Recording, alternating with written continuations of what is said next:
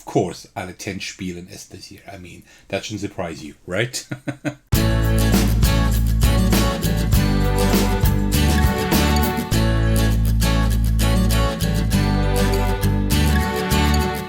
Hey everyone, this is Attackers, and today I have another review for you. Today we will be checking out Taĉmento by José Manuel Neva. A huge thanks to them for entrusting me with a physical copy. I greatly appreciate it. I will structure today's review the way I like it the most. I will play through the game and then I will give you my review. Feel free to use the timestamps to jump to the part you're interested in the most. As usual, bonus points if you watch the entire video from start to finish. But what does Taĉmento actually mean? Taĉmento is a military detachment, or also called a military unit, as far as I know. I'm not a military expert, but I think that's what it means. And the Tercios Españoles, that's like a military unit of the Spanish army that was during the reign of the Catholic monarchs and the Spanish Habsburgs and the early modern periods. That is the theme we have here. In Taĉmento, we will learn the noble art of war. We will maneuver our squadron and lead it into combat against heretics and infidels in the harsh lands of Flanders. So, quite a heavy topic actually. But how exactly will we do that? Well, let me show you. But first I'll set up the game for a solo game. I will not do a montage today because the setup is actually pretty simple. I will just show it to you like that. So first of all we have... let me just get everything out. So we're doing a solo game. In the solo game we have like these objective cards here that show us specific patterns that we need in order to fulfill our objective. I'll just take these two here and I will just put them over here. Still two objectives. I will talk in just a minute about how that works. And then the rest we don't need, the rest we will just put aside. There also is a possibility for a campaign mode. You can go like through all of these different battles, so to speak, and they like kind of change the rules a little bit, right? And tell you how exactly you should tackle like the different missions. And then you can like get points at the end. So there's like definitely a lot of replay value there, which is pretty good. And then we have these cards here. These are just the regular unit cards. We will shuffle these up, but before we do, we see on our mission objective cards here, we see like two numbers, 6 and 9. So we will have to look for the 6 and the 9, 6 and 9, and remove those from the game. These are cards we are not playing with, and the rest we will just shuffle up like that. And then we will put our Tercio here, like our military unit, like this. You put 3 per column, and then we will also, let me go down a little bit more, like that, it should work. And then we will also go down 4. So does it fit? Yeah, it's a little bit close, but it pretty much fits. I think that is fine. I guess we can work with that because I don't want to put up the camera too much more, because otherwise you won't see anything, right? And that would be pretty bad. So I think like this is fine. And then we have a few cards left over. 3 of them we put here. This is our reserve, so to speak. We'll just put them here. And 1 card is left. We will just discard that one, take it out of the game. So what we what we can actually do here, we can push everything a little bit more to the left, so we just have a little bit more room here, which is good because we will definitely need that. Okay, I think like this we can work quite well. So what we would now usually do for the last step of the setup is, besides having like the score summary here for the end, so we know how well we scored, but I will show that to you later. We have like these cards here, and you see like here we can track our the rounds, right? But this, I usually don't do that. What I usually do is that I turn over one of these cards and put it here at the top. Because in the original printed play, when this was first designed, at the very beginning, when you could print it out yourself in the printed play game design contest of, I think, 2021, if I'm not mistaken, there was like an extra rule that told you that you would just track the rounds by going with the card around here. Because you can see 1, 2, 3, 4, 5, 6, and then 7, 8, 9, 10, 11, 12. And that's exactly the 12 rounds we're playing, right? First 6 and then another 6. And that is very important because we are playing one round, and one round consists of 6 turns, and that's one time around these objective cards. And that's a really good way to track that, and I still do it like this. The basic game that you can play at the beginning is with only one objective card, and what I suggest to do then is just put this card down as well, and then you can just go around again, right? But since we have 2 objectives, that is fine. You can also play with 3 objectives, then you would have to find another solution. But that's how I will track the turns, because that's how it was done in the print and play version. I would still suggest you do it as well. It's much easier than to track this, because it's a pure card game. You would have to put a token in the box. There is room. There would be room for a token in the box, but I like this as a pure card game, to be honest. So this is why I would like to track it like this. Okay. And that's already our setup. Almost. The last thing we check is there one of these objectives we already fulfill? And that is not the case. Doesn't seem to be the case, so that's fine. So what are we doing? Well, we are doing what we are doing within 12 rounds, 2 times 6 rounds. We want to fulfill both of these objectives. And these are specific patterns we need to reach. For example, this one here says we need a yellow, blue, or green card here. Same there and same there, but these 2 need to be the same, and this one needs to be a different one. So 2 yellow and a green one, for example. Right? So we would have a green one here and a yellow one there. If we had another yellow one there, that's good. And then below that, a red one. And that would be a pattern we would then have, right? But at the same time, we also want to fulfill this pattern here, which is like a blue, a green one, and then reds or yellows. And these 2 need to be the same. This one a different one. So these 2 red and that one yellow, or the other way around. And we need to fulfill both at the same time. And then we win if we do it within 12 rounds. If we can't manage to do that within 12 rounds, then we lose the game. And we achieve that by taking cards and pushing them around here in our pattern, right? We always have that 3x4 pattern. And there are 2 ways we can do that. We can either do a squadron maneuver. That means we take 1 card here from our Tercio. For example, we take this one here, and then we can push that into a row or column in one of these 4 indicated directions on the card. This one we can push in any direction, right? I can't push it in here now, because then there would be a card missing, right? But I can now push that right there, or I could push it from the bottom, right? That's how I could do it. The other thing we can do is a flanking maneuver. That means we take 1 card from our reserve, and we push that in. For example, if I push it in here like this, then this one would be taken out and put back into the reserve. And each of these turns is 1 turn here, right? And if we can't finish these objectives within 12 turns, then we lose. That's pretty much all. So the rules are pretty simple and condensed. There are 2 more things you need to know. First of all, we have the commander here, and the commander has a specific ability. Whenever we move the commander, either by himself or when it is being moved by another card, then we have a specific ability that we can take the 2 cards to the left and right, or top and bottom, and switch those. Or we have the drummers here. If we move them into a specific direction, we can repeat that movement without spending another turn. So for example, if we push them in like this, we can push that row in that same direction 1 more time. So that's a pretty cool thing. Okay, and that's pretty much all we need to know. So let's just assess the situation. We need 2 reds, or we need here reds and yellows. We don't have anything like that. That is pretty tough, actually.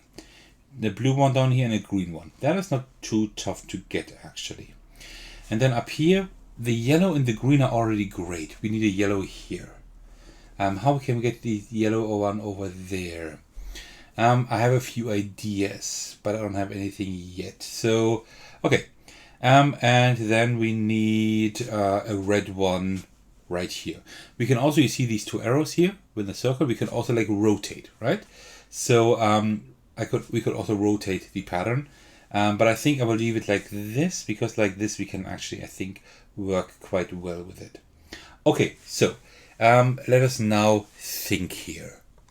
I think the first thing I will do is actually take this card here and slide it in here to the right, which is my first turn. But since I've moved that drummer, I can repeat that action again. So I will do that. That's still the first turn. But one thing important to note is that you can only use one of these special abilities per round. So per 6 turns, right? I've done that. So I cannot use any of these 2 anymore. You usually signify that by turning over a card here in the reserve. You can still use that card, but just to signify that. I don't like that too much because then I don't see anymore what's on the other side of the card, right?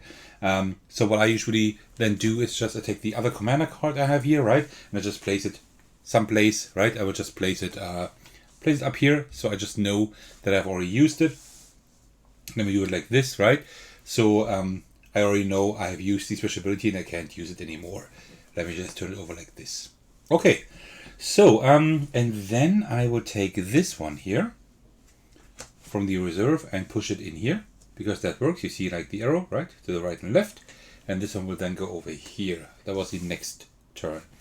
So now you see, I have 2 yellow ones here already and a green one there. So I need a red one down here, and then the first pattern is done already. The red one, yeah, we will see how we get that later on. At the moment we don't quite need it. Okay, so let us continue here. I need 2 yellow ones here as well, or 2 red ones. And here, I mean, here. Yeah, we will need some red ones here. So I could push the red one in here. Problem is that we can only use the flanking maneuver by taking one from the reserve. We cannot like do that twice in a row. So I need to do a squadron maneuver first, taking one from here. So yeah, actually, let me first take this one here and push that one in there. I think that's fine. That's 3 turns already. And also we not only have a win-lose condition, we also get more points the faster we can do that. So that's fine. So I still need a yellow one in here then. And there is a yellow one right here. That's not too bad. Yeah, I think we can work with that. We can actually work with that. So I will now take this red one here and push that up here. Yeah, let me do that. So we push that up here. And this one is then put here. That's fine. And then I need the yellow one up there and a green one down here. So actually we need to kind of switch these two, right? But I have an idea actually. So I think what I will do is I will actually take this one here and slide these to the left. So this one is out here. I think that's not too bad. Oh, I think I still need to continue here, right? Yeah, then let me continue here. Let me take this one here in there. And then I will take the green one here and push that one in here. Like this. Okay, so I already did like my 7th turn. So I need to kind of get ready soon. So I need a yellow one in here. We can get that within 2 turns. Then I need a blue or green one here, which I have, that's fine. I need a red one there. We can get that quite easily, I think. And then I need red one, yellow. Okay, I almost got it. What I still need is I need a red one here and a yellow one there. The red one here, but there's also a red one there. So so I can't put this red one in here. That is kind of bad. So I will need to get this red one somehow in here. I actually have a pretty cool idea. Hear me out. I will take this red one here and I will push that down here like this. This one then goes over here. So, and now I have pushed the commander. So now I can use, oh, by the way, I have my action again. I can use now the commander's action, which is exchanging 2 cards left and right or top and bottom. So we'll use the commander's action and I will exchange these 2 here actually. See? Bam. And now we are doing pretty well. So, like the bottom one is red, red, blue, green, yellow. That one is done. This one up here is red, blue, green, or yellow. I have that. And then I need another yellow one, either a green one there or a yellow one there. Okay, and I think we can do that. This is a little bit tough, but I think I can try it like this. I will put this in here from the left, and then I will put this one in from the left as well. And then I will, oh, these were 2 turns. So I only got 2 turns left. So I can now push this in from the left as well. From the right, I mean. And I think that's it. So, you see, now we had 11 turns. We only have 1 turn left. But I think we made it. So, yellow, yellow, that's good. Blue, red, so that one is done. And then this one here, red, red, yellow, green, blue. We made it.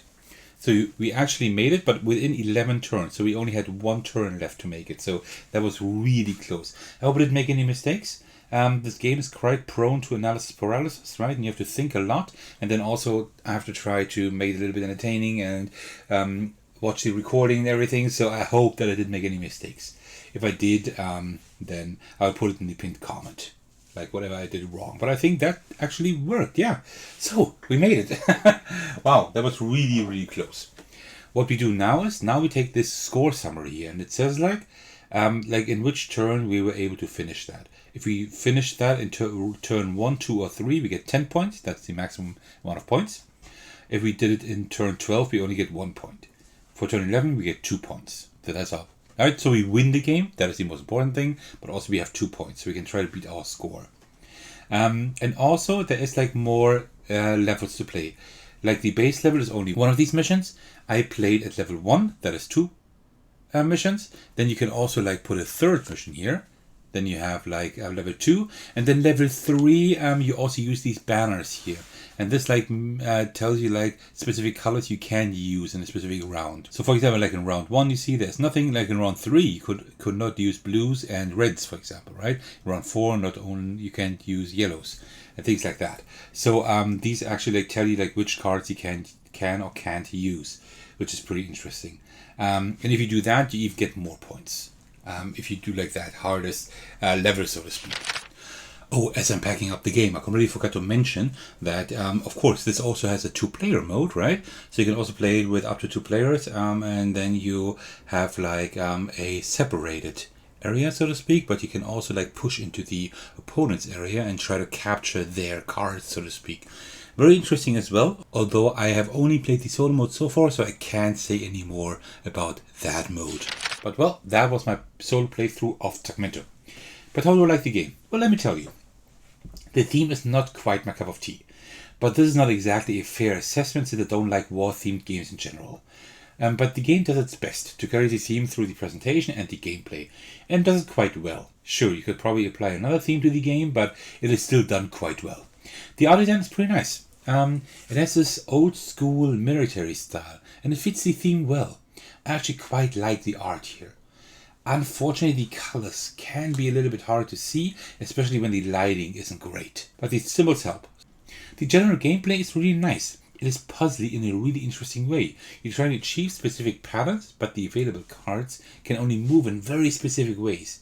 This forces you to come up with specific patterns in order to solve this logical puzzle. I thoroughly enjoy that. Unfortunately, there can be games where the cards are arranged in a way so that you can win in just a few turns. Luckily, the setup is very fast, so you can start again immediately. Still, it can be slightly annoying. But honestly, you might want to move on to the more challenging modes anyway. And these become quite tough. This is where the game really starts to shine. This is, in my opinion, the difficulty you should play at, or even higher. Winning almost instantly is way less likely, and you're actually getting a real challenge. This is the reason why I played at that difficulty today, because if you play only with 1, it's possible that you win the game within 1, 2, or 3 turns. And then you set it up again, and you win within 2 turns.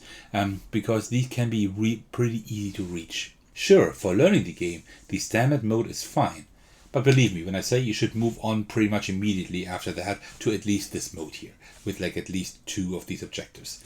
The game becomes really exciting then. All in all, this is a nice puzzle game of achieving specific patterns while only having limited movement options at your disposal. I really enjoy it. This is not a crowdfunding campaign, but a retail release you can purchase yourself. I'll put a link in this video description. Also, it will be available at Essen this year. And if you pick up the game there, why don't you let me know on Twitter or Instagram? I'd love to meet you there. Of course, I'll attend Spiel in Essen this year. I mean, that shouldn't surprise you, right? Well, you made it to the end of my review of the game Taĉmento. I hope you enjoyed watching it. As usual, I'd like to thank you all for your support. That means so much to me. I especially want to thank my patrons who are supporting me on Patreon. The biggest thanks go out to Tercio, who's our biggest supporter at the highest tier. Thank you so much for that. If you would like to support me as well, check out the link to my Patreon in this video's description. There you can see the tiers I've come up with. As usual, I'm always thankful for a like, comment, and especially a subscription. And you can also join my Discord server if you'd like to hang out with me and my community. Alright, thank you so much for watching. I will see you in the very next video. Take care everyone, stay safe, and cheers.